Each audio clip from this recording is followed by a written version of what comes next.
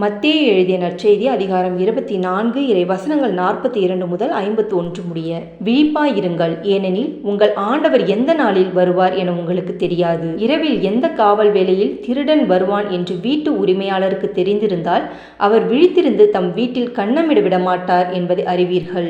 எனவே நீங்களும் ஆயத்தமாயிருங்கள், ஏனெனில் நீங்கள் நினையாத நேரத்தில் மானிட மகன் வருவார். தம் வீட்டு வேலையாள்களுக்கு வேளாவேளை உணவு பரிமாற தலைவர் அமர்த்திய நம்பிக்கைக்கு உரியவரும் அறிவாளியுமான பணியாளர் யார்? தலைவர் வந்து பார்க்கும்போது தம் பணியை செய்து கொண்டிருப்பவரே அப்பணியாளர்.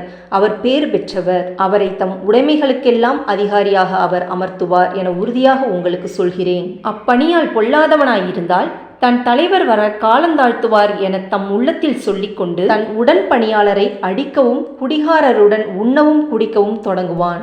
அப்பணியால் எதிர்பாராத நாளில் அறியாத நேரத்தில் அவனுடைய தலைவர் வருவார். அவர் அவனை கண்டந்துண்டமாய் வெட்டி வெளிவேடக்காரருக்கு உரிய இடத்திற்கு தள்ளுவார். அங்கே அழுகையும் அங்கலாய்ப்பும் இருக்கும். இது கிறிஸ்துவின் நற்செய்தி. கிறிஸ்துவே உமக்கு புகழ்.